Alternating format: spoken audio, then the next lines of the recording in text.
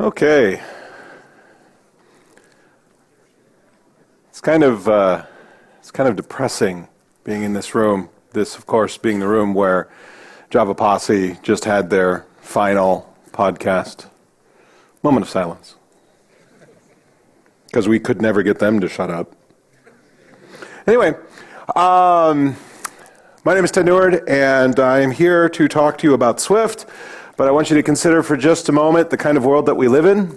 I am standing here at a Java conference wearing a C# shirt to talk to you about an Apple programming language. That is the kind of world we live in today. And if you're not confused, please come up to me afterwards and explain it to me, because I don't have any idea what's coming next. In this particular case, we're going to talk about Swift. I'm going to focus principally on the language, because at the end of the day, Swift is just a programming language. If you are hoping to come out of this particular talk being able to put iOS developer on your resume, so sorry. Not going to happen any more than learning Java makes you an Android developer. There's going to be a whole lot of APIs and so forth that you will have to go and learn, and then of course you will have to buy a Mac, and you will have to buy an iDevice, iPhone, iPad, iPod, iWatch. I just can't keep up anymore, whatever. Okay? How many of you have an iDevice? Yes, pretty much everybody in the room. How many of you want a newer iDevice? You are the reason why Apple is rich. Christmas is coming.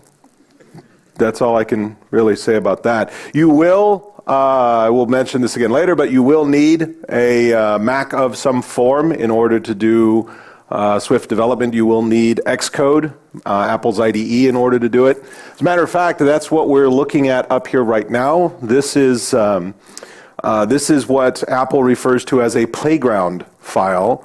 It's actually an interesting mix of HTML and runnable code. So this is basically what we're going, there we go. This is basically what we're going to talk about. We're going to talk about Swift, but down here we have actual runnable code. So we can do this. And then over here, after a second, there we go. So this is actually, this is downloadable. I've got the URL in here as well. People were just tweeting about how amazing the Wi-Fi was. So if you want, you can go grab this zip file off of my machine, open it up on your machine if you have a Mac, if you have the latest Xcode, and you can play along with the rest of us. So what is Swift? Well, at the end of the day, it's a programming language. It's a programming language because Objective-C sucked so bad. Anybody here ever try Objective-C? Show of hands. How many of you ran screaming from the room? Yeah. See, Objective-C was, it was kind of the bastard love child of a one-night stand between Smalltalk and C. No, I'm quite serious about that.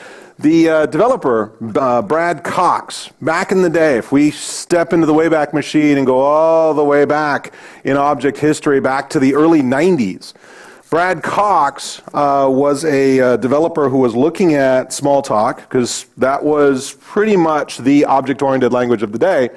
And like his contemporary, Bjarne Stroustrup, he wanted to bring object-oriented principles to a system-level language a la C. And the two of them both wanted to do basically the same thing. They both wanted to put some kind of object, semantics, syntax, whatever, around the C underpinning. And Bjarne Stroustrup chose to go that way with C++. He chose to embrace more in the way of static typing. He chose to embrace more in the way of taking C++ and extending it, creating a new syntax, etc. He called his thing C with classes, and then later it became C++. One of the, of course, great jokes about C++ is it would have been nice if we could have used the language after it had been incremented instead of before. If you didn't get that joke, you are definitely in the wrong room. The JMS session is going on next door. Brad Cox chose to take sort of the other path. He sort of embraced some of the dynamic nature of Smalltalk, because in Smalltalk, it's really a dynamically typed language. As a matter of fact, in some respects, you could almost argue it's an untyped language. You won't get very far, but you could argue it. In that, in Smalltalk, if I have an object, I can send any message to it at any time. And it will either handle that message or it will pass it up to its superclass, or will pass it up to its superclass, et cetera, et cetera. And if the base class can't understand what to do with that message, well, then there's a whole nother chain that you can respond to the message saying, hey, this is a missing message. In many respects, it's very reminiscent of Ruby. Because, again, Motz looked at some of those features in Smalltalk and said, this is pretty cool. It would be great to hook that into my language. Voila, Ruby has it now, and that's really the magic that goes on behind Active Record. So Brad Cox is taking this dynamic approach and saying, I want to put that into my language, and I'm going to combine that with C. And what we got was Objective-C, which later Steve Jobs found when he started building his great computer company, Next, which unfortunately didn't really go anywhere. In many respects, Next, although we didn't know it at the time, Next Computing was kind of like Apple Labs. And Steve sort of figured out all of the things he really wanted to do when he came back to Apple, which he did eventually, and brought all of his Objective-C and Interface Builder and so forth with him. The problem is Objective-C really does feel like a language that was born in the early 90s, and it behaves like a language that was born in the early 90s. And because it was really an attempt to sort of preserve some of the underlying semantics of C in a way that C++ kind of gave up on towards the latter half of the 90s, Objective-C was always kind of this weird hybrid. There were times that you used a dot to access a field, and there were times that you didn't. Sometimes it was a pointer, sometimes it was an object, sometimes it was something in between, blah. So without any warning to anyone, Apple chose to develop an entirely new language. They called it Swift. And not surprisingly, it's a C family language because they want it to be something that people who are used to Objective-C can pick up and run with. And it would be fair to say that they probably want to make it pretty approachable for people who are familiar with languages like Java and C# and C++ as well. So if you know one of those three languages, chances are you're going to look at a lot of the stuff that Swift does and go, oh, yeah, okay, I get that. Sure, that makes sense. Bear in mind that all of this still runs on top of the Objective-C based runtime.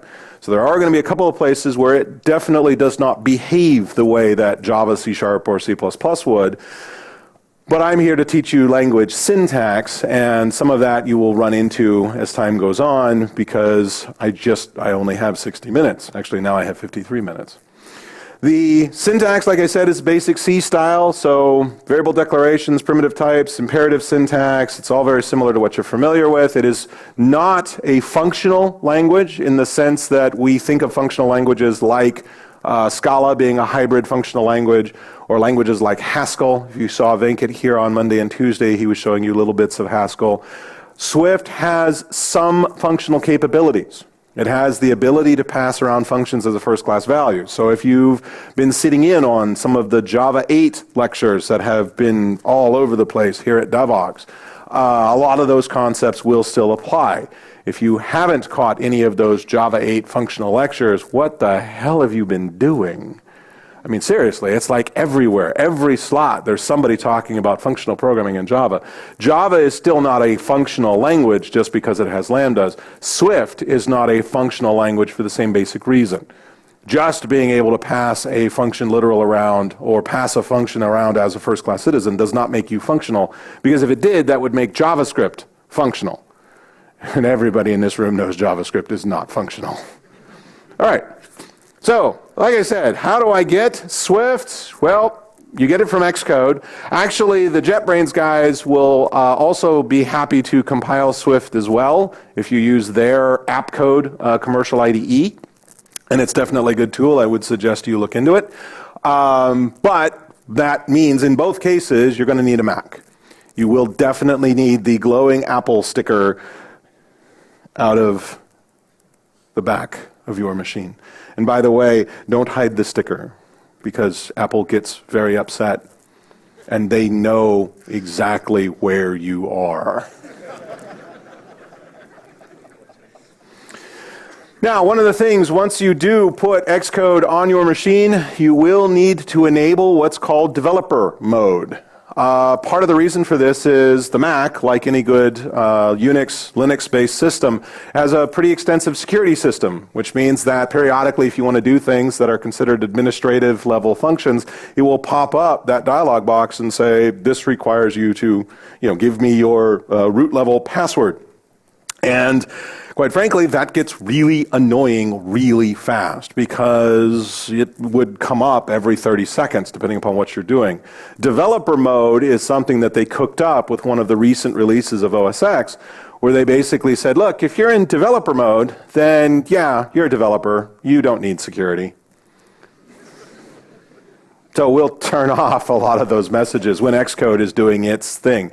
So the first time you fire up Xcode, don't be surprised if it pops a dialog box and says, do you want to enable developer mode on this machine? You give it your password, and then from that point on, you want to cd/ and then type rm-r*, baby, it's all you. Go for it. You're a developer. You know what you're doing. Okay? And then once you've got it, you can fire it up. Now, there are, like I said, there are a couple of other ways in which to get started with Swift. Apple does have a playground similar like this that you can download if you go to the Apple Developer Connection and say, can I look at the guided tour? I believe is the name of the file, guidedtour.playground. Pull that thing down, double click it, and you'll get a view very similar to this.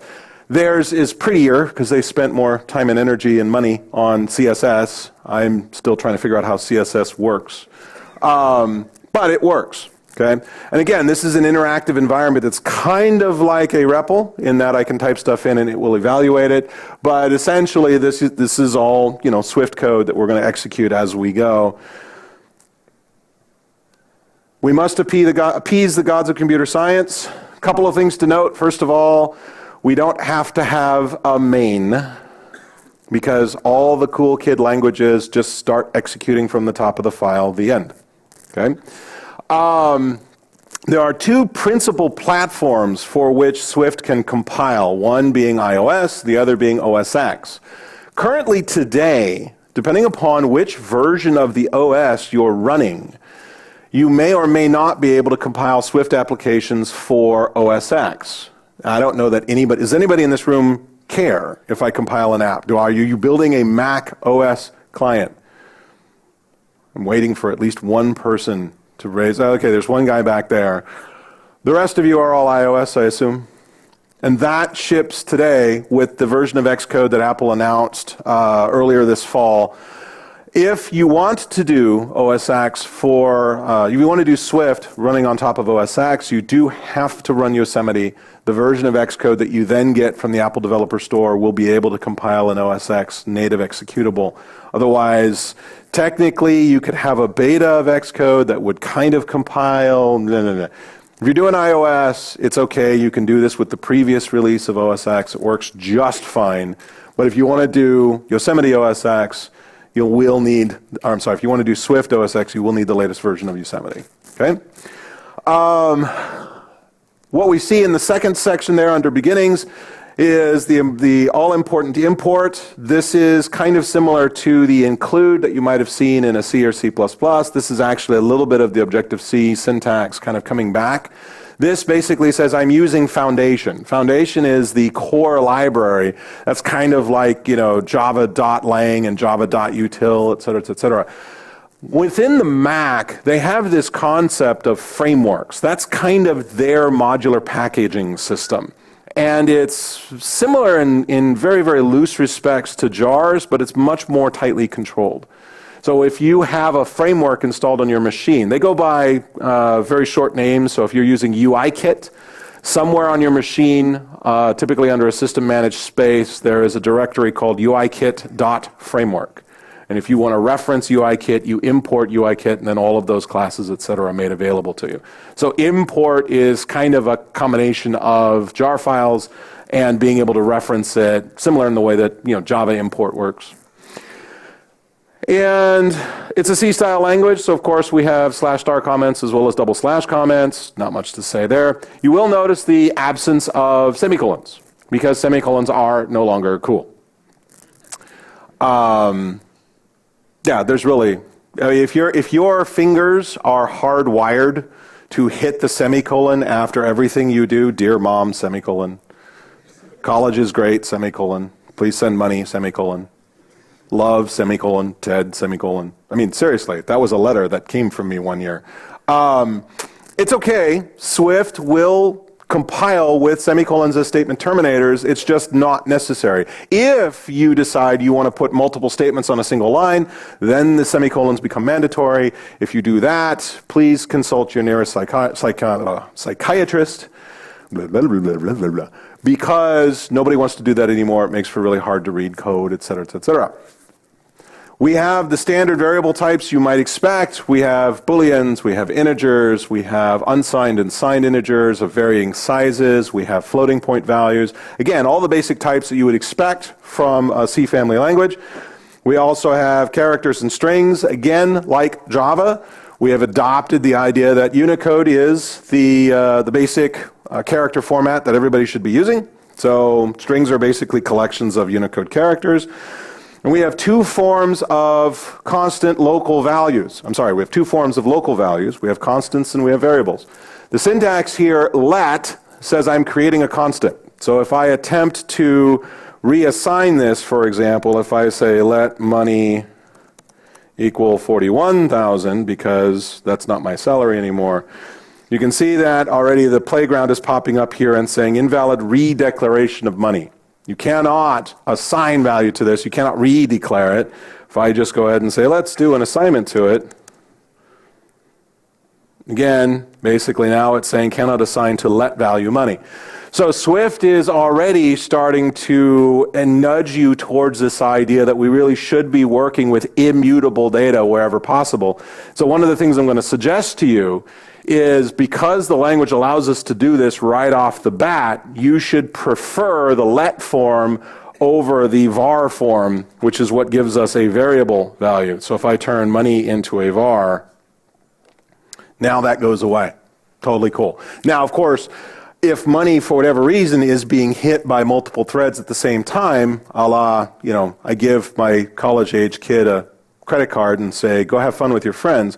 Clearly, I'm going to have multiple threads hitting my bank account at the same time. I'm going to have to synchronize it, protect against it, thread safety, all of that good stuff.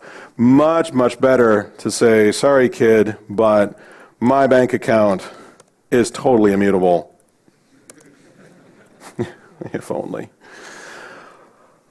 Again, nice modern feature, string interpolation. If we do the \parens, we can drop language level expressions inside there. You'll see me do that a lot as we go. And it just does the string concatenation that you've come to love. This is one of those features that would be nice to add to Java and it would be absolutely trivial to do.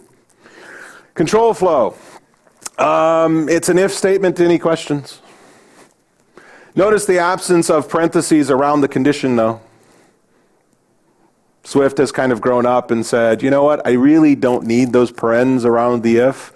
As a matter of fact, do you know how we got those parentheses around the if? Turns out that when C was being developed, it was actually inheriting from another language in front of it called BCPL. BCPL required the parentheses because the parser basically wasn't good enough to be able to determine whether or not the characters that followed were in fact a Boolean condition. So they put the parens in to say, that will set off the Boolean expression. C hasn't really needed it for years, C++, Java, C#, etc. So because that's what all the cool kids are doing, we leave off the parens. If you put it there, again, out of habit, nothing bad will happen to you. It's just, the other Swift developers will laugh at you. Now, this is actually, you look at this and it's like, okay, yeah, it kind of sort of reads relatively well, right? If it's less than 32, and of course these are all in Fahrenheit because, I'm American and, that's what God intended us to use when we're measuring temperatures. This is, you could argue that this is not particularly clean code, and I have had people come, suggest in previous code reviews, well, what if there's other conditions that we want to consider, blah, blah, blah, which gives us the switch statement. Now again, switch is, in many respects, on the surface of things, very similar to switch from the other languages you're familiar with, but switch does have a couple of things that are a little nifty.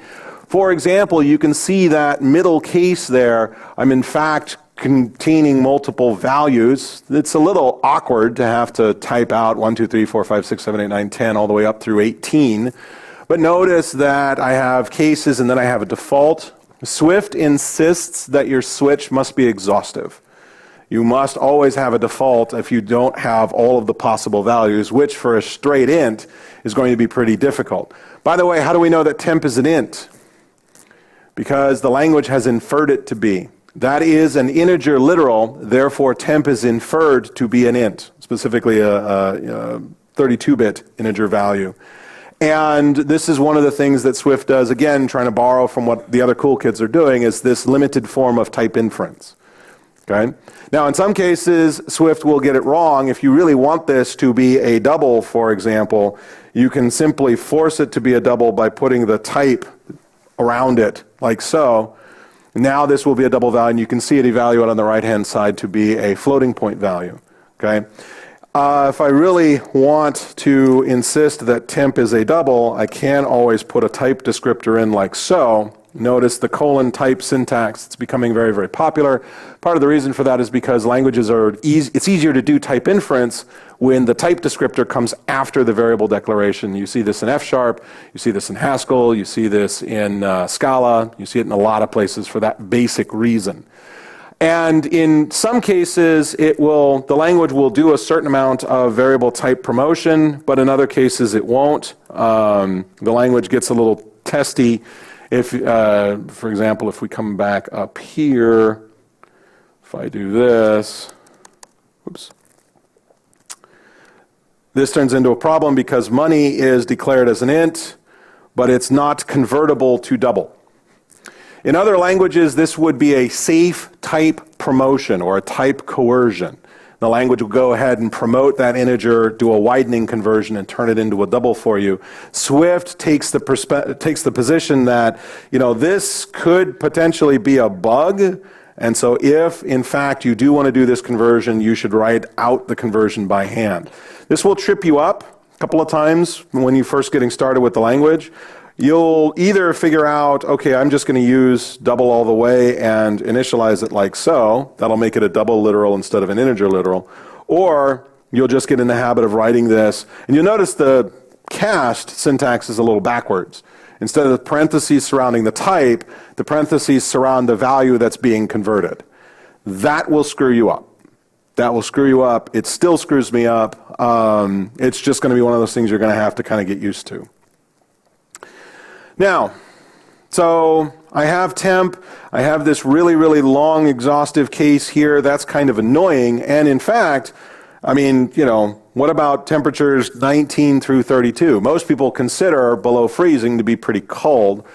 Typing out all of those possible integer values, particularly if this is a double, if we start tracking fractions of a degree, that's going to be really awkward. So Swift allows us to do what they call a range case. So 1.32 means if this value is anywhere between 1 and 32, both ends included, then that case will trigger. And occasionally, as we do these things, we're going to work with a value, and we want to actually use the values in that thing together. So, for example, here, I have a tuple value, or tuple, depending upon who you listen to. And a point is obviously a Cartesian XY point on a grid. And I will often want to say, okay, if your X value is this, or if your Y value is that. To do this, normally in something like Java would require that we extract those values and then do the comparisons based on that. Swift offers us a structural decomposition where I can literally do a variable declaration. And actually, I should call it a value declaration because X is immutable within this expression. And in this case, whatever value binds to X, whatever value is in the X position of another point will bind to X. Whatever value, 0 in this case, well, I don't care because I've let X comma 0. And then below it, 0 comma let Y, and then XY. What I'm literally doing here is I'm saying if the Y value is 0, then bind whatever the X value is to X, and that first case is executed. If in the second case the X value is 0, then bind the Y value to the local value Y and execute the second case. And if it's neither of those, then the last one. So if I come back here and change this to 1, then we should see, there we go, somewhere else. Okay? This is known in some languages as structural decomposition, and it is a small form of what some functional languages will call pattern matching. Notice over here on the right, by the way, you see how the display is 0.0 to 0.11. Swift is not confused as to what this value is. It's not like saying, oh, well, there's a floating point hiding out in each of those. Those are the actual names of the values inside this tuple. So if I come back here and I say, print line another point dot 0, then once it comes back, see how it prints the first value in the tuple? Okay? So those are just tuples. We'll talk a little bit more about tuples as we go. Now, one of the other things that switch can do, switch, by the way, in Swift is very quickly going to become like your go-to Swiss Army knife weapon of flow control. As a matter of fact, you could probably forget about if entirely. You're going to find yourself doing a ton of stuff with switch and just leave it at that. In this particular case, I'm going to do a where clause, or a guard clause, as it's sometimes called, on the switch. So now I've got a different point, 1 and -1. And by the way, all of the code samples in this, they're all in the same scope. So if I try to use another point in this second block down here, you're going to get errors about trying to redeclare another point, just as an FYI. So diff point 1, -1, I'm going to execute the first case where x and y are the same value. I'm going to execute the second case where x is equivalent to the negative of y, and the third case when neither of those first two are, in fact, true. Now, this is by definition an exhaustive switch, because if it's not the first case, if it's not the second case, well then we'll just take the values in diff point, bind them to x and y, and off you go. That's why I don't need a default here, because the compiler has determined that, in fact, every possible value I could have for another point, or diff point in this case, will fit within this switch. Okay? And then we have while and do while, and they're pretty boring. It's a while loop. What else do you want, man? Seriously, the end. Now, you look over here on this side, and you're like, okay, 5 times, that's not particularly descriptive. I'd kind of like to make sure that this, in fact, prints out. As a matter of fact, as I was converting some of my slides over to the playground format earlier today, I had this bug in here, and you'll notice that it still compiles. Well, what exactly is it displaying at that point? Well, if we let the console tell us, it's going to come up here in a second. There we go. See how it says this is the functioneth time I've said this? What Swift is doing is it's looking at that value index, and it's somewhere in scope there is a function called index. And remember, we can pass functions as first-class values, so it's saying, yeah, cool, I'm using this function, I'm asking its two-string implementation, and it's printing back function. Okay? Cool. This, by the way, is the console. This is where all of the print line statements are going. So if if you're ever not entirely sure what's going on here, you can always pop open the console, bring it up. So let's bring this back to index 1. There we go. And while, do the condition up here. Do while, do the condition down here. There really is nothing new and exciting there. For loops, again, we can do that ranged operator. Technically, the ... as a ranged operator can be used anywhere. So you can say let x equals 1 ... 5, and it'll give you a range of 5 values. Cool.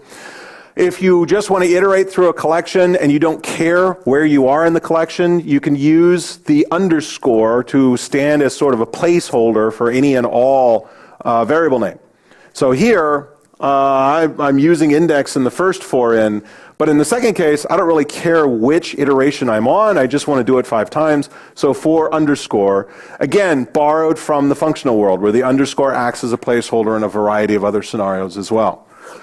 We can also do the traditional for, where I introduce a variable, test its condition, and then increment it in some fashion to iterate, just in case you're really yearning for your old C roots to be able to walk through an array that way. Like I said, Swift does have functions as first-class citizens. We can just define a function at the top level scope. The key here is to use the func keyword to say that this is a function. And again, the syntax is somewhat reminiscent of some of the functional languages, ML or Haskell. We say parentheses, these are the types that are being passed in, and then we use an arrow to indicate the return type. Okay? Supposedly, this syntax that we inherit through the functional language world is supposed to be reminiscent of actually chemistry, where we say that these inputs yield this result. Okay? So the way we're supposed to read this is func say hello, taking a person name, which is of type string, yields a string result, which of course you can see below it. Now, one of the things that Swift likes, again, because it's coming from the Objective-C world, and one of the things that was always a really big deal to the Objective-C programmers was that parameters were in fact specified by name and value at the point of call. This was one of the things that you either loved about Obj-C or you absolutely despised it. And believe me, the debates will continue to rage until we are all long dead and the Earth has cooled and the solar system has collapsed. But, like it or not, it's part of the legacy of this platform. So frequently, when you call a method, you will need to provide the parameter names. Now, theoretically, what this does, and again, Objective-C inherits this directly from Smalltalk, the idea was that this made your code more readable because it made it more English-like. So here I'm saying I want to roll the number of dice 6 3 times with no bonus. Anybody here ever played D&D as a kid? Yeah, you know what I'm doing here, right? I'm trying to get a cool character, right? Except I'm only getting 3 ability scores. Anyway. So the idea is that we include the parameter name as part of the call in order to make it more visible, make it easier to understand, make it more clear, as opposed to just 6, 3, and 0. Which one is the number of dice? Which one is the number of times I roll it? Which one is the bonus that I add to each dice roll?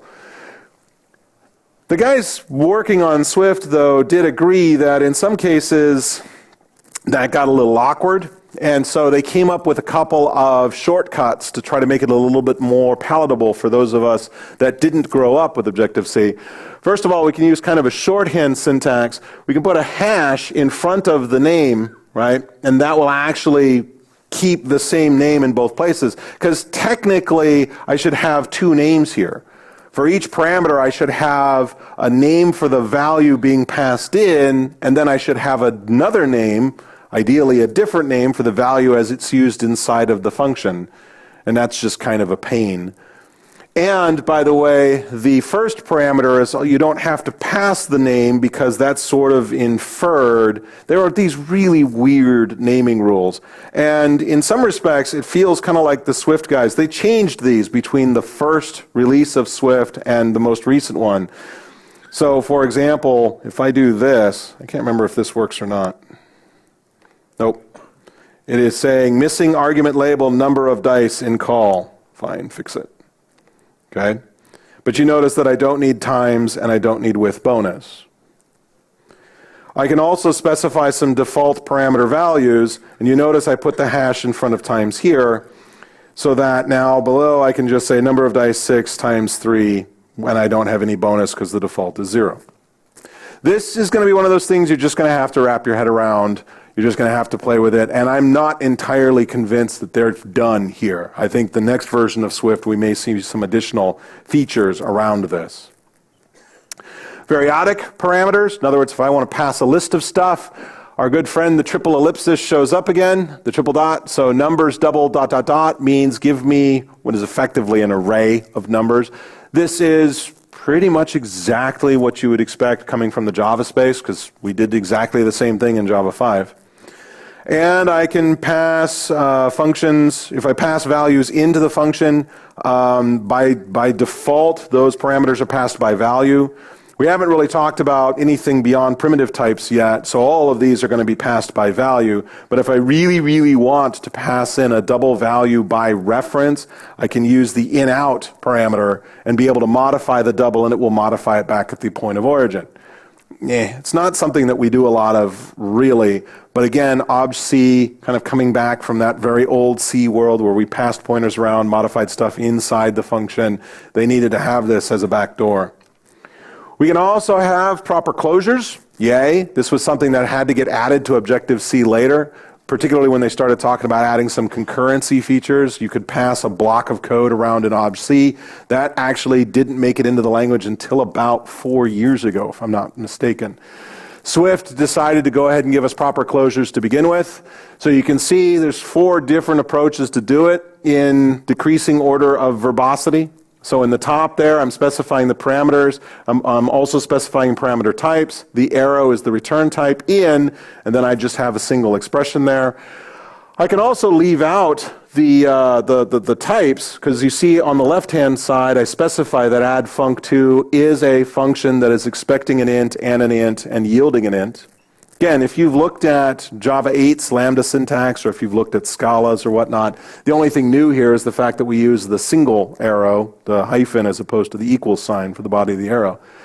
So int yielding an int equals curly brace left right, because we know left and right are ints, because they'd have to be in order to be able to be assigned into this.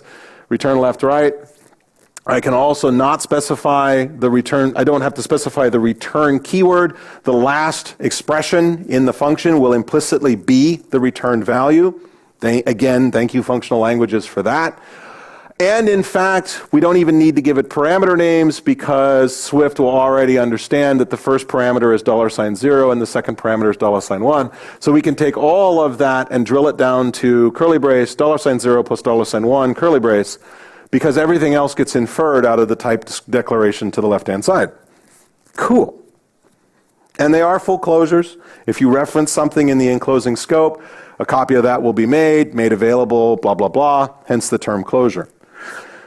And then, of course, since we have these, we can, of course, treat them as values passed around, etc. So this is one of the classic examples from functional programming, from the John Hughes memo, Why is Functional Programming Important? Here I can say basically all mathematical operations can be executed if I have a left and a right and some operation to perform. So here I'm simply invoking op, passing in left and right, and down below you see me doing that with add func. Again, kind of straightforward functional 101 kinds of stuff. Now, we have some simple composite types. In other words, these are non-primitives, but they're baked in according to the language. One of the things we can do is we can create type aliases. The idea is that we really shouldn't be describing things in terms of whether or not age is an unsigned int, whether it's a signed int, whether it's a floating point value of some form, etc. If we really are concerned about encapsulation and not allowing people to make assumptions about the types that we're using, then we really should hide the actual primitive values that we're handing back. There's a lot of very feisty debate going on in the domain modeling community around whether I should be using primitive types when I'm building my domains. So here I can create a type alias, age equals uint8. All that's really doing is it's basically saying anywhere that age shows up, the compiler will silently under the hood emit a uint8. The end. I'm not adding any additional features to it. I'm not changing any methods on it, et cetera, et cetera. But now it means that I can declare a person to have a var of type age of name age. Or I can say years alive or something similar. Okay? We have arrays. Arrays are pretty much the same arrays that you grew up with in C, C++, Java, C#, etc. The one interesting thing is that the brackets surround the type. We don't say string bracket bracket. As a matter of fact, if we do that, the IDE will very quickly point out that that is not correct. And you got to love this. Array types are now written with the brackets around the element type. I mean, the guy who wrote that error message, I mean, you got to love him, right? Because there is like not a more clear error message in the world. Right? And then, of course, the Xcode IDE, refactor it and great. They are zero-based indexes, like all good C languages do. So, of course, we start counting from 0. And if we want to iterate across, we can use a for in to go over it. So we can just say for name and names, like so. Pretty straightforward. We also have dictionaries, which are your classic map. I can take a key value. I can basically take a key and map it to a particular value. In this particular case, I'm going string to string. So here, notice I'm using the curly braces to, that's a square bracket, right? So it's not any different from an array here. It's just square bracket, square bracket. Here it's square bracket, key, colon, value. You either like the consistency or you don't. When I use the subscript, I use the subscript type, whatever this was on the left-hand side. Notice that dictionaries are intrinsically mutable because I used a var here. If I do this, now this will be illegal because L value $T5 is not identical to string string. Apparently that other guy did not write this error message. What most programmers do is they look at that and they say, compiler says, ouch. So let's not do that, right? Hey, compile, ship it. All right.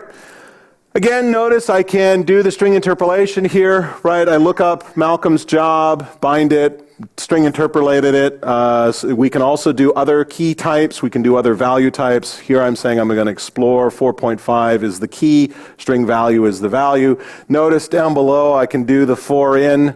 So because we have tuples baked in as the language, a tuple can be the indexer in a for loop. So what will happen is each time we go through occupations, the left-hand key value will be bound to the local value key, and the right-hand value will be bound to the local value. Maybe I should use different names for my indexers. Now, one of the things you will notice, by the way, is over here on the right-hand side, when I look this up, what we get back actually is a sum as opposed to the actual expected string public relations, because what happens if I say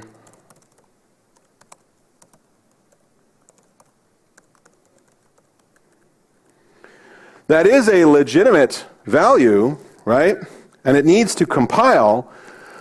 But what should a collection do when you ask it for a key that does not exist? Believe it or not, this has been a subject of much debate among object-oriented purists for a long time.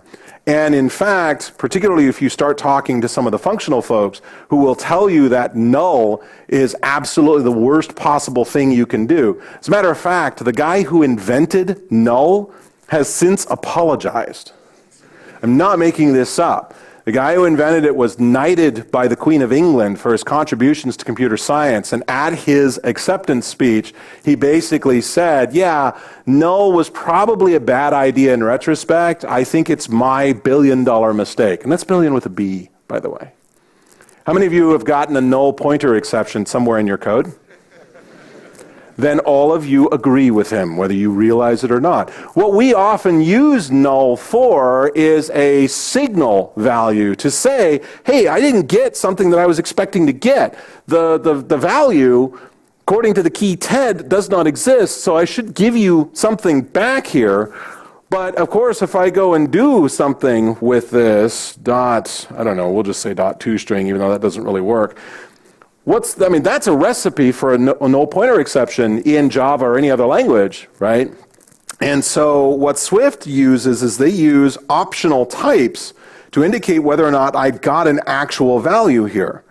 If any of you saw Venkat's talk Monday or Tuesday where he was talking about optional types and so forth, the whole point here is you have an actual object instance so that if you try to invoke it on something, it's going to at least execute. Now, if you push it far enough, and if you say optional type dot get the value, then if there's no value, eventually stuff will blow up. But the point here is I can at least switch on this and determine did I get some value or is it none? Is the other instance. It's like true and false. These are literals of of optional types. And we have some syntax baked into the language specifically to represent an optional type. So here I see that I have the answer, 42, right? Because everybody knows that. But maybe the answer, well, that's a possible value. It's possible it hasn't been initialized yet. It's possible we haven't finished calculating yet. Remember, the entire Earth, if you read Douglas Adams, the entire Earth is a gigantic computer trying to compute the answer to life, the universe, and everything. And it came up with the value 42. We don't know what the question was, though. No Douglas Adams fans in the room? Oh, that's just sad. Anyway, so we may have the answer, we may not. So how do we indicate that this may in fact be an unfinished answer? We tack the question mark on it, indicating that this is possibly a nil value. And then from there, we have to treat it slightly differently, right? So for example, if I just try to say, if this, compiler's going to bark at me saying, okay, well, maybe the answer is in fact an optional type. It cannot be used as a Boolean. Therefore, you must explicitly check to see if it is nil or not before you can use it. Then notice the exclamation point here is saying I want to dereference the optional value. Okay?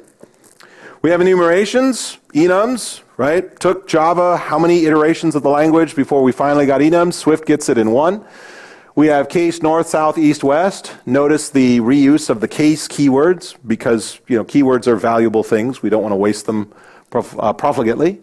Notice enum planet, Mercury, Venus, Earth, Mars, Jupiter, Saturn, Uranus, Neptune, Pluto didn't make the cut. And notice that in order to use them, I specify the type. But notice also in the switch right underneath it, because we know that we're switching on a compass point, I don't have to repeat compass point dot north, compass point dot south, because it's implied, since I'm switching on a direction, it must be a compass point. If I want, I can specify immediately that this enum should be backed by some primitive type. Most of the time, an enum will be backed by an int. Most of the time, you don't care. There are some occasions where you really do care. For example, if you're trying to map HTTP status codes to particular integer values, well, again, you can specify those. And if you want to convert a raw backing value into an enum, you use this syntax. Again, looks kind of like the typecasting syntax. Or if I want to find the raw value out of an enum, I just do .raw value. The other thing that we can do, though, is we can use enumerations to hold additional values. In other languages, this is sometimes referred to as a disjoint union. What this means is that this particular instance can either be a UPCA, which will contain 3 integer values as part of this enum instance, or this will be a QR code containing a string. This actually turns out to be a really powerful modeling tool because not only because the enum says you can be one of these kinds of values, right? But I can also project additional values based on which one of those types you are. This turns out to be very, very powerful. For example, if you're building languages, compilers, interpreters, etc., you can hang the values associated with the keyword or with the expression used at that point. Becomes very, very useful in some domain modeling cases. And I don't have time to go into all the details. But this particular feature, it's hiding there under enum, but I would definitely call it out as something you spend some time if you haven't played with disjoint unions before. I mentioned tuples. Tuples are structurally typed. So here, city and person are exactly the same type. It's a bit odd to think of it that way, but as far as the compiler is concerned, city is a type, string 1, string 2, int, and city or person is a type, string 1, int.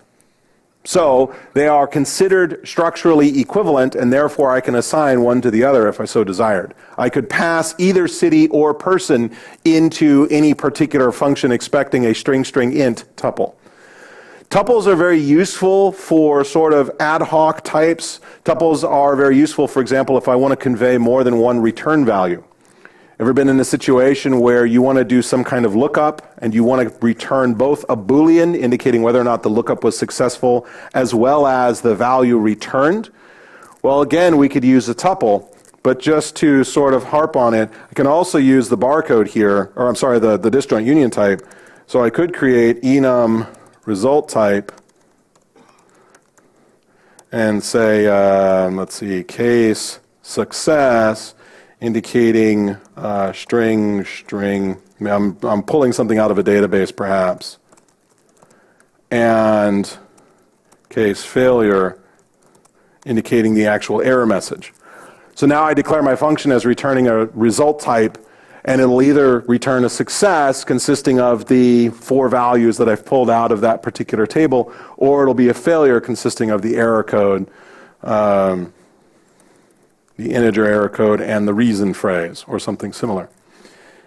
Either one of these, this is essentially a tuple hanging off the enum, or I could just return the tuple directly, like so. Again, you use .0 to access the first element of the tuple, .1 to access the second, .2, .3, .4. I have no idea what the upper limit is on tuples. Most languages don't have one. I have not tried to see what Swift's is. Okay? Now, one of the interesting things that Swift does offer is the ability to do named tuples. So I can actually give names to those fields. So here I have a team which has, it's again a 3-part tuple. Again, it's a string int, but now it has a name, an association, and wins. So instead of using .0, .1, .2, I can actually do name and wins. Now, you look at a named tuple, and you start scratching your head and saying, okay, wait, that looks awfully lot like an object, like a class. And the answer is yes. If you've ever sat down and built a data access object or a data transfer object by hand in Java, writing the getters and setters, et cetera, you basically built a tuple. A tuple is essentially a DAO or DTL, but it's general purpose use. You can use it anywhere inside your code. This is another one of the features. I really want tuples in Java for this exact reason. And again, we see this again. Here I have a tuple, some point, and again I can use switch on it, so I can say if it's particularly 0, 0, if it's anywhere on the y-axis, if it's anywhere on the x-axis, if it's anywhere within 2 of the center. Notice again the use of the range operator there. So if, in this case, some point, if its x value lies between -2 and +2, and if its y value lies between -2 and +2, then that 4th case is the one that's executed. Again, very reminiscent of pattern matching from other languages. All right, I did mention that this is an object-oriented language. Now we start getting into the objects. Fundamentally, Swift has 2 different kinds of objects. We have structures and we have classes. Structs and classes are very syntactically similar because they're both trying to do the same thing. We're trying to create a type made up of other smaller types, typically primitive types, doesn't have to be. A struct is considered a value type. In other words, it will exist on the stack. If you try to assign to it, it will make a copy of itself. It will be passed by value unless you explicitly say otherwise. Structs are like primitive types in Java. Okay? We pass everything by value, but we have the ability to create our own custom structures. There are a number of other rules around structures because they're considered value types, because they have that semantic around them, as opposed to classes, which are exactly like classes as we're used to in Java. They are reference types. When I instantiate a class, it's an object, it lives out there in the garbage collected heap somewhere. You have a reference to it. If I copy the reference, then what I've got is I've got 2 references pointing to the same object. Okay? This is actually exactly the same as what we saw in the .NET universe. And actually, Java later came around this. If you look at, for example, what we did with primitive types, and then we later created the wrapper classes around the primitive types, because occasionally we wanted to pass these things by reference, blah, blah, blah, blah, blah. Structures are value types. Classes are reference types. For the most part, if you're dealing with something that has a hard value to it, if it's something that you can physically imagine as a value, so for example, if we're talking about money, right? If I'm talking about the number of dollars and the number of cents in my pocket, that's probably represented best as a value type. If we're talking about something a little bit more ephemeral, if we're talking about code, if we're talking about a class that's designed to respond to an HTTP request, that's generally going to be more of a class. Originally, in the .NET universe, when this distinction was first made, people said, ooh, classes are more performant because they won't do virtual binding, blah, blah, blah. And so all the .NET guys went off and built all their code as structures and created a huge mess for themselves. Structs are value types. They should represent values. Classes are reference types. They should represent everything else. Don't mix the 2 up. If I want to create an instance of one of these guys, I use the initializer syntax, which looks exactly like that typecasting syntax. And now we begin to see why there's that consistency there. When I want to convert an int to a double, Swift takes the position that you are creating a double passing in an integer value. That is literally your constructor style syntax. So here I'm creating a person, passing in Mr. for prefix, Ted for first name, Neward for last name, 43 for age. Now, notice down below it, in the line right after it, I have Ted2 is equal to Ted. If this is a struct, it's a value type, therefore it means that Ted is not a reference to the value type, it is the value type. The way to think about this, whenever you're thinking about value types, WWID, what would int do? Okay? In this particular case, if I have an int and I have another variable and I assign it to that int variable, I get a copy of it. Same story here. Ted2 is now a complete copy of that person. If I turn around and make this a class, like so, what are you complaining about? Oh, it's complaining about class. Again, this is some of the structural differences between classes and structures. It's specifically saying that I need to have some values around these properties. Okay? So specifically, since there's not a constructor for class, which I'll show you in a second, it's saying I need to have values for these guys. So bear with me for just a second. If person is a class, then Ted and Ted2 are both pointing to the same object living somewhere out there in the heap. Okay? And let me turn that back, otherwise nothing will compile anymore. There we go. Now, Swift does have a couple of different kinds of properties. We have lazy properties, which don't get initialized right away. As a matter of fact, the Swift compiler will try very hard to never initialize them. So imagine them like your teenage son.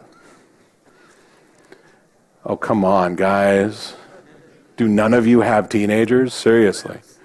Okay? So here what we see is we see a data manager. We're appending some value. This importer is still, as of yet, uninitialized because we're not actually referencing it. So it will not execute this expression, which will create the importer, until the last possible moment, which is right there. At that point, Swift has inserted some code, said, all right, what's the file name, blah, blah, blah. Okay? We can also have computed properties. These look very similar to C# properties. So here we have full name, where the full name is made up of your prefix, your first name, and your last name. And in this particular case, it probably doesn't make sense to do a set unless you're willing to parse the full name out into its constituent parts. So here I can either leave it off completely to make it a read-only computed property, or I should probably parse it. Here, I'll fix it. There. Ship it. Okay. Now, one of the other things, and those of you who've spent any time in the Java Beans space will know that a property is no good if people can't keep track of what's going on. The Java Beans spec, for example, allows for listeners, observers, to be attached to a property. Swift does the same thing. Here, you can see the property, total steps, but then we have two blocks of code is really the best way to name it. We have a will set, which says a new value is coming in, and a did set, which says I've got the value was changed. The value has now been changed, so total steps is greater than whatever the old value was. Excuse me. So this would give you the opportunity, for example, if you wanted to veto a change. Right? If somebody wanted to try to set last name to nil, or if somebody wanted to try to set last name to, I don't know, Bono, or something similar, something equally ridiculous, we have the opportunity to veto it. Underneath it, we have the opportunity to react to that change if we need to go update something else. For example, if you were in an ORM, the did set would be attached to each of your properties so that we know that this object is dirty and would need to be updated in the database, blah, blah, blah, blah, blah. We can also hang functions. Wouldn't be much of an object language if we couldn't hang functions off of it. And the syntax is pretty much what you would expect. Func, name, parens, parameters, close parens. Again, notice in this particular case, we're going to infer the return values as best we can. So in this case, increment and increment by, they're all returning an int. As a matter of fact, I think reset as well is returning an int. We can verify that by coming down here, counter dot. Are you going to, there we go. Nope, reset is declared as returning void. By the way, void in this language is kind of strange. Technically, void looks like that. Okay? The empty parens set is basically, and brace yourselves for this one, the empty parens set represents both the type void and the only acceptable instance of type void. So I can actually return the value that represents no value that doesn't exist. Just go with it. I don't want to try to explain it. I really don't. We can also create subscripts, which is basically how dictionaries work. So a subscript here, you can see the keyword subscript. What I'm doing here is I'm creating essentially my own custom dictionary. So you can argue that this is operator overloading, but we're specifically creating the subscript operator so that now I can say 3 times table. I'm asking for what is 3 times 6 right here. Why would you do this as opposed to the standard dictionary? Well, quite frankly, why would you use a map in Java, a map of K to V? In this particular case, we're actually baking it in as part of the syntax, and I can use the square bracketed syntax as opposed to having to say dot get or dot at or something similar. This also becomes easier when we start talking about more complex types. So if I want to build a mathematical matrix, right, that has a certain number of rows and a certain number of columns, all right, this is your constructor syntax. The function is always called init. Again, notice we have the params, rows, and columns. Notice the use of self there. That is your this parameter. Notice I have indexes valid for row, and then I have the subscript to get me the particular value that lives at that particular row and column in this particular matrix, which will make it a little bit easier for you to do matrix math. Like I said, the init method, this is your constructor. We can have multiples of them as long as they differ in the type or number of parameters. Here you see that I have from Fahrenheit and Fahrenheit as the name of that parameter to the constructor. So that down below, when I say Celsius from Fahrenheit to 12.0, that is exactly the way that we're supposed to name these things, so that the external parameter name makes it very clear that we are calculating this Celsius value from the Fahrenheit value to 12.0, as opposed to the other constructor. And notice that they're only different by name here. Okay? So in this particular case, this would be illegal in Java. If I have 2 constructors, both of which taking a double, Java would scream at you because it would have no way of knowing between them. But this is not Java, this is Swift, this is running on top of Objective-C. So therefore, Celsius from Fahrenheit knows the difference from Celsius from Kelvin.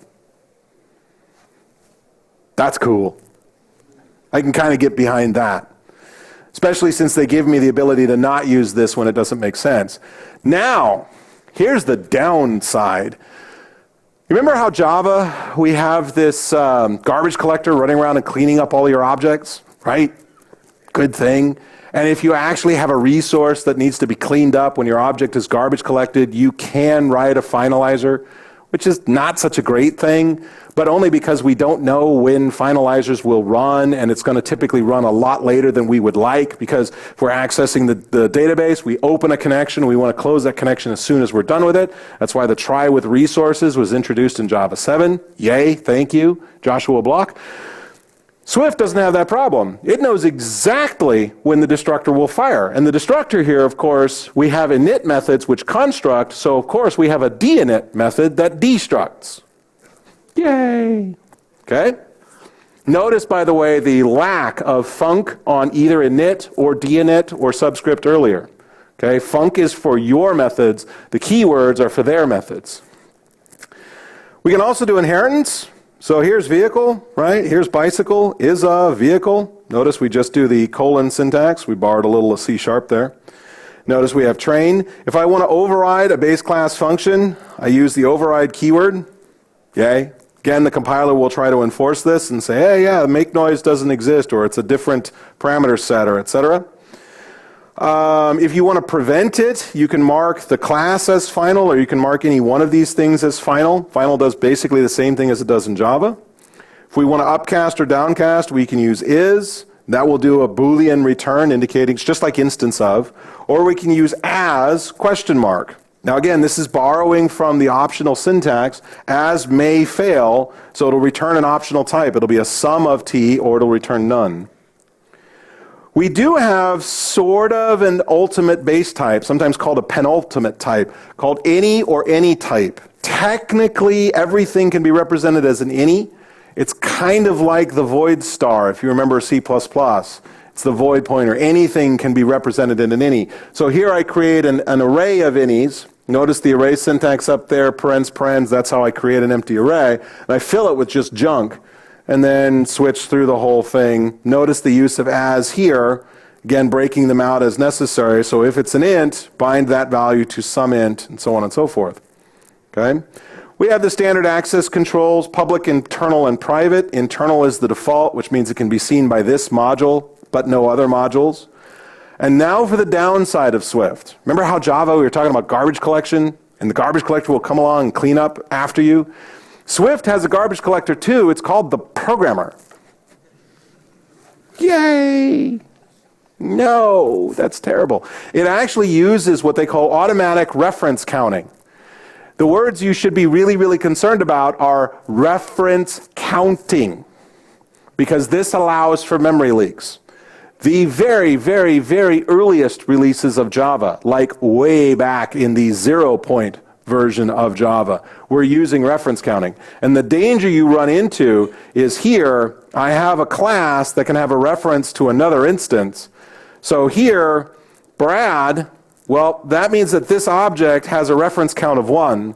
And Angelina, this object has a reference count of 1 as well.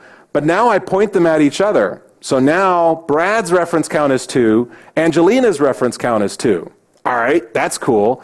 But when Brad goes out of scope and when Angelina goes out of scope, because like all good Hollywood movie stars, eventually they will go out of scope.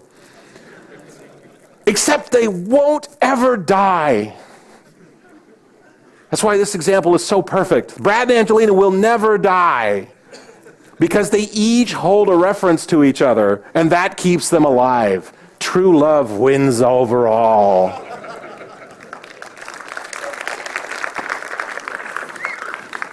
See? This theater, it inspired me. All right, so we do have some options here. Swift does offer strong and weak references as well as what they call unowned references. Strong references are basically what you know of from Java. Weak references, we have weak references in Java, basically follows the same idea. An unowned reference means if you hand me an object, I won't actually increment its reference count. I don't own the object. Also means that it could potentially disappear if that reference count ever drops to 0, so you have to be careful when you use an unowned reference. There are a few things I didn't mention: nested types, extensions, protocols, generics, and yes, we can do more sophisticated operator overloading. The canonical reference for Swift is at the Apple Developer Center. Being a member of ADC is free. Publishing an app to the Apple App Store is not. You're going to have to give Apple $99. Just get over it. You're going to need to do it. You're going to want to do it. If you're going to be part of a company, have the company do it, because trying to graduate from an individual up to a company, I'm told, is a pain in the butt. So if you're part of a firm, you're thinking about iOS development, just give Apple whatever money they want. And I'm done. Bye.